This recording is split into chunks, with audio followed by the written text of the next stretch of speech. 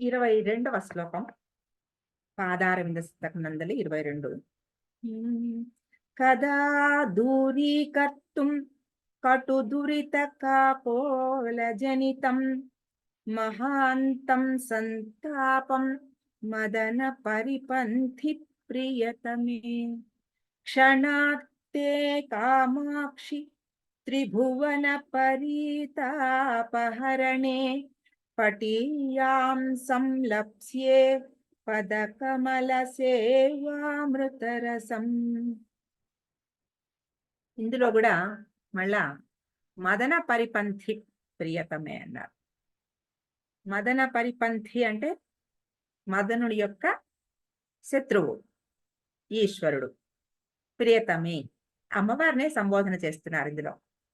మదన పరిపంథి ప్రియతమే పరమేశ్వరుని ప్రియురాల కామాక్షి. ఓ కామాక్షిదేవి, కటు అంటే చాలా చేదైన కటు, దురిత పాపమనే, కాకోల జనితం కాకోలం అంటే విషం, ఆ విషం నుంచి ఉద్భవించిన మహాంతం అంతం లేని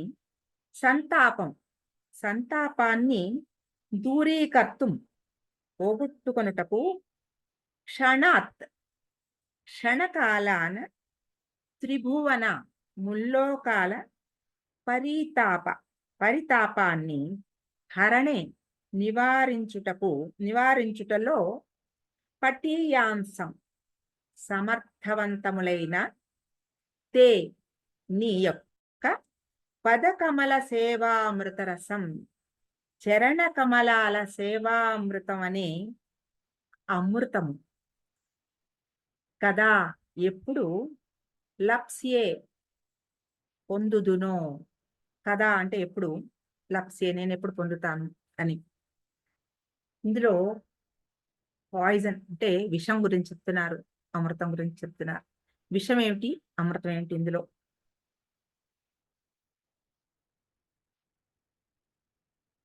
ఎన్నో జన్మల నుంచి చేస్తున్న కటు దురిత కాకోల జనితం, ఎన్నో పాపాలు, తెలుసో తెలియకో ఎన్నో తప్పులు, వాటి వలన తెలిసి చేసినా తెలియక చేసినా దాని పనిష్మెంట్ దానికి ఉంటుంది, తప్పదు, అనుభవించవలసిందే.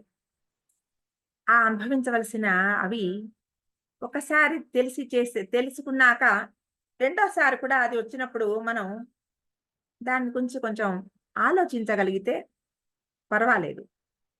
అప్పుడు కూడా మళ్ళా మనసు అంటే చాలా యథాభరత నిజంగా అంటే తెలుసుకోగలిగితే, తెలియకపోతే ఆ అజ్ఞానంలోనే కొట్టుకుంటూ ఉంటే వాళ్ళంటే నేనెందుకు తగ్గాలి, నేనేం తక్కువ, నేనెందుకు అనే ఒక అజ్ఞానంలో ఉన్నంత కాలము అది ఒక రకం, దానికి అది మరి తెలియక చేస్తూనే ఉంటాం. కొంత తెలుసుకున్నాక కూడా ఒక్కొక్కసారి మనం అయ్యో అనకుండా ఉండవలసిందే, అర్రే అనేసాక నాలి ఖర్చుకుంటూ ఉంటాం. అయ్యో ఆ ఒక్క క్షణం తమాయించుకుని ఉంటే ఎంత బాగుండేది, ఆ ఒక్క క్షణం నేను తమాయించుకుని ఉంటే చాలా పెద్ద ఈ బాధ తర్వాత ఉంటుంది కదా మనసుకి, ఇదంతా తప్పేది కదా అనేది ఒక వ్యధ. మూడోసారి కూడా మళ్ళా పడతామండి అలాగే, ఇంకొంచెం లైట్గా అంటాం కానీ అంటాం. అదే దానిని నివారించుకోవడం అనేది తెలిసి అంటే జ్ఞానం. ఈ జ్ఞానాన్ని ఉపయోగించుకోగలిగిన ఆ శక్తి అది అది తెలియనంత కాలం అది అట్లా ప్రొడ్యూస్ చేస్తూనే ఉంటుంది, ఆ విషం వస్తూనే ఉంటుంది, అది మన అకౌంట్లో పడుతూనే ఉంటుంది. అదే కటు దురిత కాపోల జనితం. ఇంత విషం ఉంది, దీన్ని ఎలాగండి పోగొట్టుకుంటాం, ఎలా చేయాలి, ఏం చేయాలి? ఇప్పుడు తెలుస్తోంది కొంచెం కొంచెం, ఇంత మటుకు తెలియలేదు, ఇప్పుడు కొంచెం తెలుస్తోంది. అది బ్యాడ్. దాన్ని మనం ఆ కర్మ, అది మనకి చేసిన కర్మ తాలూకు యొక్క బ్యాడ్ ఎఫెక్ట్, డెబిట్ క్రెడిట్ అకౌంట్లో. దాన్ని ఎలా పోగొట్టుకోవాలి, ఏం చేస్తే అది పోతుంది అని ఒక లోపల నుంచి ఒక ప్రయత్నం మొదలవుతుంది కదా. ఈ ప్రయత్నం అప్పుడు ఆ ప్రయత్నం చేస్తుంటే ఎక్కడి నుంచో మనకు ఒక సమాధానం వస్తుంది ఏమిటి? దూరీకర్తుం, క్షణాత్ దూరీకర్తుం త్రిభువన పరితాపం. ఒక క్షణంలో పూర్తి చేయగలదుట ఆ పరితాపాన్ని అంతటినీ కూడా, సంతాపాన్ని పరితాపాన్ని పూర్తిగా పోగొట్టగలిగిన ఒక దివ్య ఔషధం ఉంది. ఆ దివ్య ఔషధం ఏమిటి? హరణి పూర్తిగా నివారించేస్తుంది అది. అందులో పటీయాంశం చాలా సమర్థవంతమైనది. ఏమిటి అది? పదకమల సేవామృతరసం. అది పదకమలాలని చెప్పట్లా, పదకమల సేవ. ఆ పదకమల సేవ చేయంగానే ఆ అమృత రసం సిద్ధిస్తుందిట. మరి విషం పోగొట్టాలంటే అమృతమేగా కావాలి. విషం సముద్రంలోంచి ఫస్ట్ మనకి ముందర వచ్చింది విషమే, దాని తర్వాత కదా అమృతం వచ్చింది. ఆ ఆ అమృతం తాగిన వాళ్ళు మృత్యువుని ఎదిరించగలిగిన వాళ్ళు, ఆ అమృతాన్ని పొందిన వాళ్ళు. అటువంటి అమృతం అమ్మవారి పదసేవ. ఈ అమృత సేవ మామూలు అమృతం తాగిన వాళ్ళకి ప్రళయకాలంలో మృత్యు సంభవిస్తుందిట. ఈ అమృతం పదసేవామృత రసం దక్కించుకున్న వాళ్ళకి అసలు మృత్యు భయం నశించి ఆ అమ్మవారి యొక్క అపారమైన కరుణాకటాక్షం ఆ అమృత రసం సిద్ధించి వారికి మృత్యువే సంభవించదు. అంటే మృత్యువే సంభవించదు అంటే మృత్యువుని కూడా అటువంటి అమృతంగా భావించగలిగిన ఒక సిద్ధి కలుగుతుందన్నమాట. అటువంటి రససిద్ధి కలుగుతుంది. అమ్మవారి ఈ పద సేవ భాగ్యం ఎలా కలుగుతుంది అంటే, ఆ బ్రహ్మాండం అంతా అమ్మవారి పాదం నుంచి ఉద్భవించిందే. పాదోస్య విశ్వాభూతాని అని, ఆ పాదాల నుంచే మొత్తం. అందుకని ఈ భూమి మీద ఎవరికి సేవ చేసినా, ఏ సేవ చేసినా అది అమ్మవారి పద సేవగానే మనం భావించగలిగితే అది అనిట భూమి దున్నే ఆ రైతుకి ఆ పదసేవ లభించినట్టేట.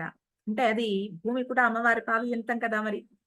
అలాగా ఏ ఒక జంతువు పట్ల ఒక భూతదయ కలిగి వారి యందు ఆ జంతువులకి ఒక ఏదైనా తినిపించడము, వాటికి చేసే సేవ, చేత కాని వాళ్ళకి చేసే సేవ ఏది చేసినా అది అమ్మవారి పాదసేవ కిందకే వస్తుంది. కాబట్టి ఈ పాదసేవ, చరణామృత సేవ మనకి ఆ అమృత రసాన్ని పొందగలగడం చాలా తేలిక అని చెప్తున్నారు. ఇందులో నవవిధ భక్తి మార్గాల్లో ఈ పాదసేవ కూడా ఒకటి. 9 భక్తి మార్గాలు ఉన్నాయి మనకి. నవవిధ భక్తి మార్గాలు ఏమిటంటే శ్రవణం, కీర్తనం, స్మరణం, పాదసేవనం, అర్చనం, వందనం, దాస్యం, సఖ్యం, ఆత్మనివేదనం. ఇవి 9. ఈ 9 ఇందులో ఏది అవలంబించినా అమ్మవారి యొక్క కరుణ పొందొచ్చు. కాబట్టి భగవంతుడి అనుగ్రహం పొందడానికి 9 మార్గాలన్నమాట. ఇందులో శ్రవణం అంటే వినడం, అంటే మంచి కథలు, ఆ దైవాన్ని గురించిన భక్తి మార్గానికి సంబంధించిన ఎన్నో కథలు. అంటే సౌనకాది మునులు శ్రవణం చేశారు. వాళ్ళు మనం ఎప్పుడైనా ఏ పురాణం చెప్తున్నా సౌనకాది మునులు వాళ్ళు ఈ కథలు అలా విన్నారు అని చెప్తూ ఉంటారు కదా. చెప్పారు, విన్నారు. అది ఈ శ్రవణం. తర్వాత కీర్తనం. ఈ కీర్తనకి భాగ్యకారులు రామదాసు, అన్నమయ్య, త్యాగరాజు వీళ్ళందరూ కీర్తనం చేశారు వాళ్ళు. తర్వాత స్మరణం, నిత్యం మనం చేసేది భగవంతుడి భగవత్ స్మరణం. తర్వాత పాదసేవనం, దేవుని పాదముల పూజ చేయడం అన్నమాట. తర్వాత అర్చన, ఇంట్లో గాని గుడిలో గాని హృదయంలో గాని చేసుకోగలిగిన విధి విధానాలతో మనం చేసే ఒక అర్చన. వందనం, ప్రణామం చేయడం. ఈ వందనం అనేది ఇంత ముందర శ్లోకంలో మనం చెప్పుకున్న సంసజ్జన్ అని, అంటే సరైన విధంగా ఆ వందనం మొత్తం భావ ప్రకటన. ఏదైనా సరే నమస్కారం చేసేటప్పుడు జాగ్రత్తగా అంతో ఆ భక్తి భావాన్ని నిజంగా అలాగా చూపించగలిగిన ఆ ఆ ఎక్స్ప్రెషన్ మనం చేసే ప్రతి పనిలో కూడా ఆ దైవాన్ని మనం అనుక్షణం స్మరించుకుంటూ ఇంక వేరే ఏమీ లేకుండా మొత్తాన్ని భగవంతుడు అర్పణ చేయడం ఇది. అటువంటి ఆ ప్రణామం చేయడం, దాస్యం భగవంతుడికి దాసుడు హనుమంతుడు. ఆయన లాంటి దాసుడు ఇంకెవరూ లేరు. అటువంటి హనుమంతుడు. తర్వాత సఖ్యం. సఖ్యత ఫ్రెండ్‌షిప్ అంటే అర్జునుడు. కృష్ణుడితో ఫ్రెండ్‌షిప్ అర్జునుడికి. సఖ్యం, ఆత్మ నివేదనం. గోదాదేవి, మీరాబాయి వాళ్ళు. ఆ మీరాబాయికి విషం ఇస్తే ఆవిడేం చేసింది? కృష్ణుడు ఇచ్చాడని చెప్పారు కదా! తాగింది. నాకు మొత్తం నేను భగవంతుడే నేను. నాలో ఉన్నాడు కృష్ణుడు అనుకుంది గదా! ఆ విషం ఏమైంది? ఆవిడకేం పని చేయలేదు. విషం విరిగిపోయింది. అటువంటి ఆత్మ నివేదన. అంటే నేను లేను. నేనుగా లేను. నేను భగవంతుడితో ఐక్యమైపోయి ఉన్నాను అనే భావం. ఆత్మ నివేదన. ఇటువంటివి ఇవి 9 కూడా నవవిధ భక్తి మార్గాలు.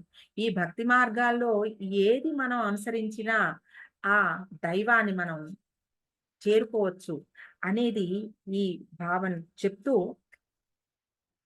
ఇటువంటి కాకోల జనితం ఆ కటుదురిత కాకోల జనితం అయిన నాలో ఉన్న ఈ సంతాపాన్ని పూర్తిగా దూరం చెయ్యడానికి నేను కూడా నీకు సమర్థం అవుతాను. ఎప్పుడు? ఎందుకు? ఎలా?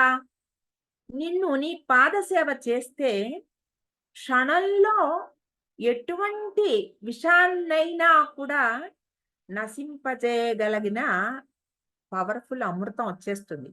అటువంటి అమృతం నాకు దొరికిపోతుంది కదా! నీ పాదసేవ నేను చేయంగానే.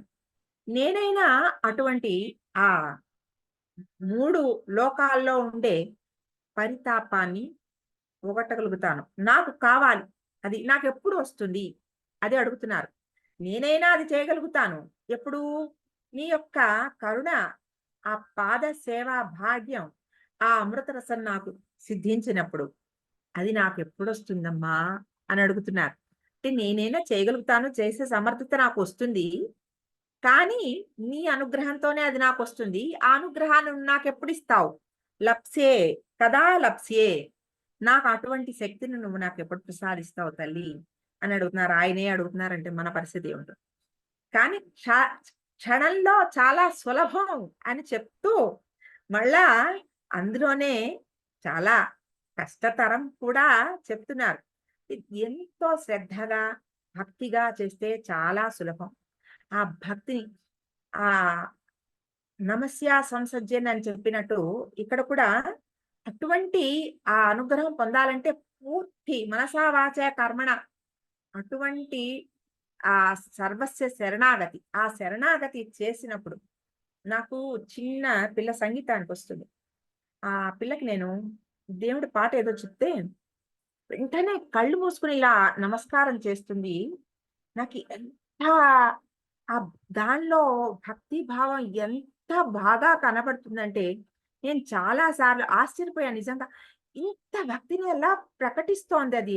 ఎంత ఆ నమస్కారం ఎంత బాగా పెడుతుందంటే, ఇంత మటుకు నేను ఎవరి దగ్గర చూడలేదు. అంత ఆహ్, అంత పూర్తి మనస్ఫూర్తిగా నమస్కరించడం అనేది.